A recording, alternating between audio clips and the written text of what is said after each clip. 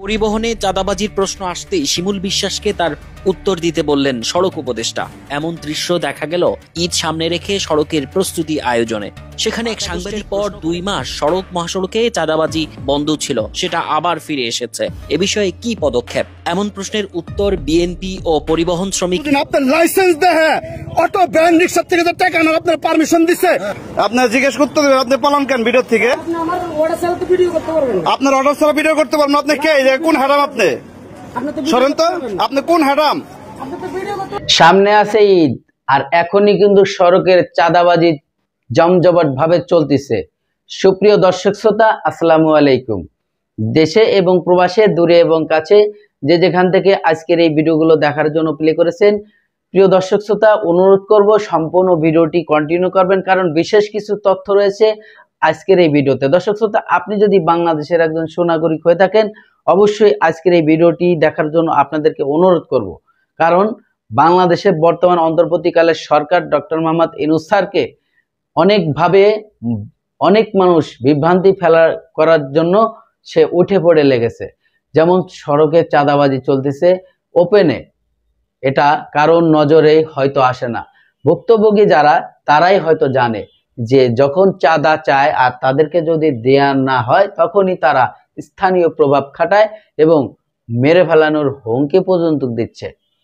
প্রিয় দর্শক, স্বরাষ্ট্র উপদেষ্টাকে বলছো যে যখন চাঁদাবাজি হচ্ছে আপনি কি করতেছেন, এমন কিছু তথ্য আজকের এই ভিডিওতে রয়েছে। আপনারা সম্পূর্ণ ভিডিওটি দেখলে হয়তো বুঝতে পারবেন যে কি হতে চলেছে। দর্শক, সামনে কুরবানির ঈদ আছে কয়েকদিন পরেই, যার জন্য সড়কের বিভিন্ন অঞ্চলে চাঁদাবাজি চলতেছে। আর এই স্বরাষ্ট্র উপদেষ্টাকে সাংবাদিক সম্মেলনে প্রশ্ন করেছে কিসের জন্য চাঁদাবাজি হচ্ছে। আপনারা ভিডিওতে দেখতে পারবেন।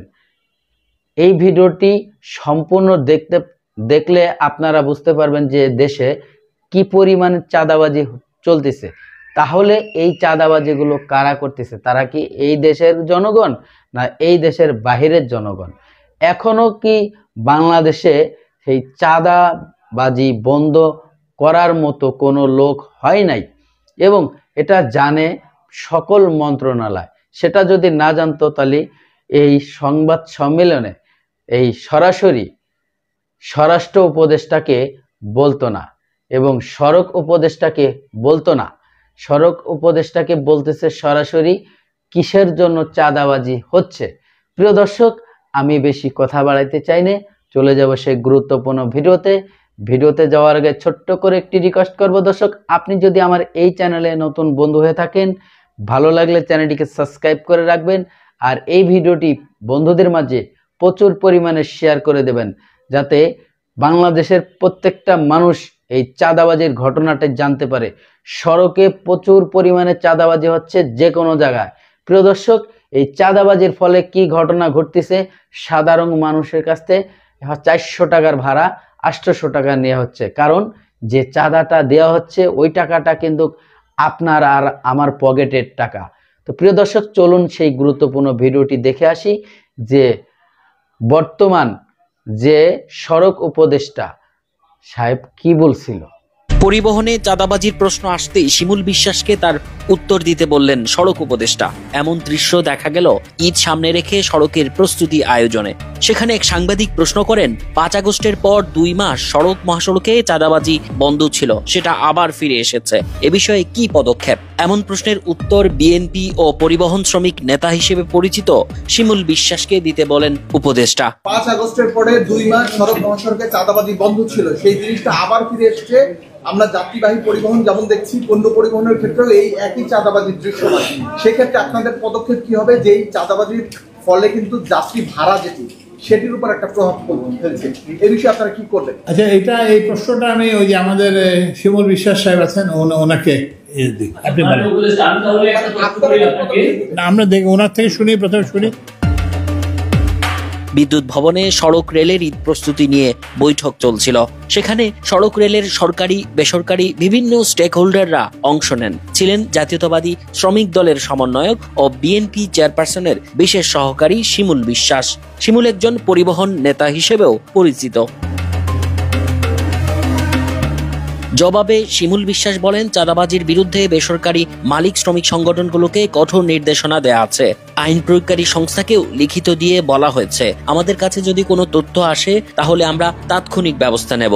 সড়ক পথে করতে পারবে না, এটা সংশ্লিষ্ট সকলকে বেসরকারি মালিক শ্রমিক সংগঠনের পক্ষ থেকে কঠোর নির্দেশনা দেওয়া হয়েছে। আপনারা যদি কোনো বিষয়ে পুলিশকে বলা হয়েছে, সংশ্লিষ্ট আইন প্রয়োগকারী সংস্থাকে সরাসরি আমরা লিখিত সিদ্ধান্ত দিয়েছি। আমাদের কাছে যদি কোনো ইনফরমেশন আছে তাৎক্ষণিকভাবে আমরা সাংগঠনিক সকলের যোগ সাজসী চাঁদাবাজিটা হচ্ছে। আমি সেই সকলের যোগ সাজসের মধ্যেই বলছি, আপনি যদি স্পেসিফিক কোনো জিনিস আমাকে নোটিশে নিয়ে আসেন, সব যোগ সাজস ভেঙে দেওয়া। এরই মধ্যে বিভিন্ন জায়গায় চাঁদাবাজির অভিযোগ বিএনপির ওপর। বিভিন্ন পক্ষের সঙ্গে যোগসাজশ করে এই চাঁদাবাজি চলছে। বিশেষ করে বাস মালিকদের সংগঠন সড়ক পরিবহন মালিক সমিতির পুরোপুরি দখল এখন বিএনপির হাতে। আওয়ামী লীগ আমলে এই সড়ক পরিবহন মালিক সমিতি সারা দেশের পরিবহন খাত নিয়ন্ত্রণ করত। সংগঠনটির উপরে ছিল চাঁদাবাজির সবচেয়ে বড় অভিযোগ।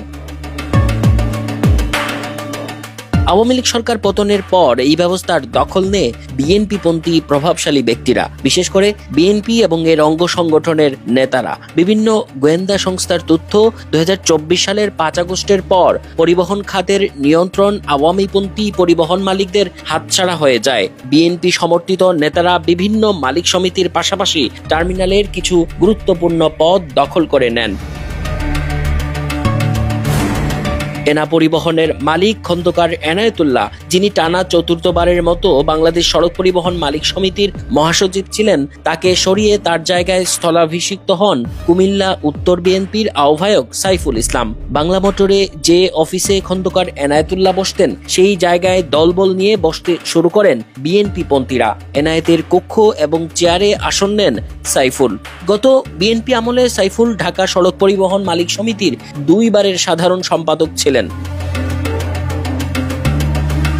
অন্যদিকে স্টারলাইন গ্রুপের মালিক ও এফবিসিসিআই এর পরিচালক হাজী আলাউদ্দিন পরিবহন মালিক সংগঠনের সভাপতি নির্বাচিত হয়েছেন।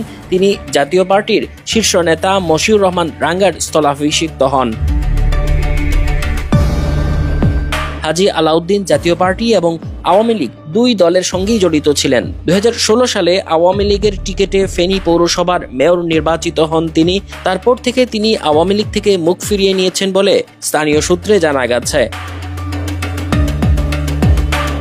রাজনৈতিক পট পরিবর্তনের পর রাঙ্গা এবং এনায়েতুল্লাহ দুজনেই পলাতক। পরিবহন শ্রমিকদের সবচেয়ে শক্তিশালী সংগঠন বাংলাদেশ সড়ক পরিবহন শ্রমিক ফেডারেশনের নেতৃত্বেও একই রকম পরিবর্তন দেখা গেছে। আওয়ামী লীগের প্রেসিডিয়াম সদস্য শাহজাহান খান, যাকে একসময় সংগঠনের অবিসংবাদিত নেতা হিসেবে বিবেচনা করা হতো, তার স্থলাভিষিক্ত হয়েছেন আব্দুর রহিম বক্স দুদু।